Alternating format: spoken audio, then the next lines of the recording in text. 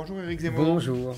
Le gouvernement a annoncé le passage à 80 km/h sur le réseau secondaire français, 10 km/h de moins qu'aujourd'hui, et vous êtes contre? Je suis contre pour une raison assez simple, c'est-à-dire que d'abord, la première raison, c'est qu'on ne sait même pas si ça sera efficace.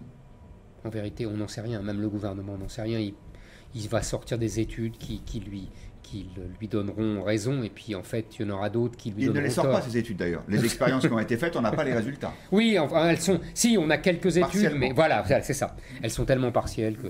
Non, mais de toute façon, c'est même assez décevant de la part du gouvernement Philippe, car après tout, là, il ne fait que comme ses prédécesseurs.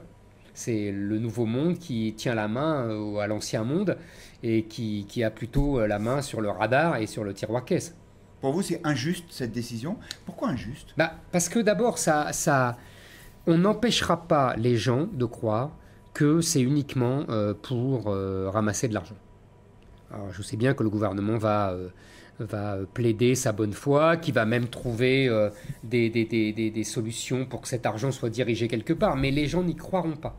Et ils n'ont pas tout à fait tort. Il est vrai que depuis des décennies, l'automobiliste est vraiment la vache à lait, que c'est le seul qui paye rubis sur ongle, c'est les sanctions qu'on lui inflige, beaucoup mieux que beaucoup d'autres. Ça, c'est une première chose. En plus, je ne vois pas en quoi, je vous le répète, ça va vraiment réduire la mortalité. Et puis, plus fondamentalement, je trouve assez désolant qu'un pouvoir qui se dit libéral, et donc qui respecte la liberté qui va avec la responsabilité, ça c'est dans le domaine économique, social, sur ces thèmes-là, alors là, il est une espèce de maman, de mise sous tutelle de tous les citoyens. Peut-être même que le pouvoir est d'autant plus intrusif dans ces domaines qui concernent la vie quotidienne des gens, qu'il est devenu impuissant sur les grands sujets régaliens et que du coup, il compense comme ça, ou il essaye de compenser. C'est la compensation habituelle, mais ça fait très longtemps. Effectivement, le pouvoir, depuis des décennies, est rogné par le haut et par le bas. Par le haut, on sait bien, c'est Banque Centrale Européenne qui fait la monnaie, c'est les normes juridiques européennes, économiques et juridiques, c'est les grands juges qui aussi décident pour tout le monde, ce sont les grands groupes aussi internationaux qui ont un pouvoir inouï, les fameux GAFA, etc. Et puis par le bas, c'est la décentralisation. Et au milieu, on a un État qui autrefois avait tout pouvoir, qui n'a pratiquement plus rien.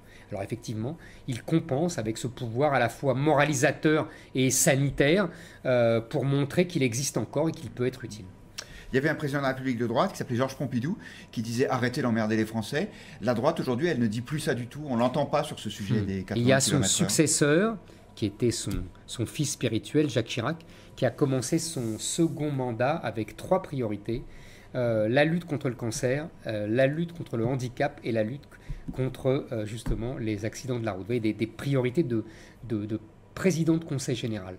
On voit bien l'évolution de la droite entre Pompidou et Chirac. Et on voit bien à travers ces deux personnages aussi l'évolution du statut de l'automobiliste.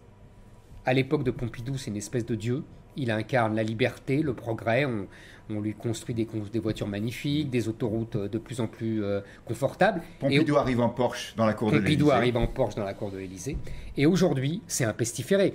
En fait, on s'est beaucoup énervés tous contre Hidalgo à Paris. Mais en fait, on voit bien qu'il n'y a pas qu'Hidalgo. C'est un fait de société, c'est un fait d'époque. L'automobiliste est le nouveau pestiféré de notre génération.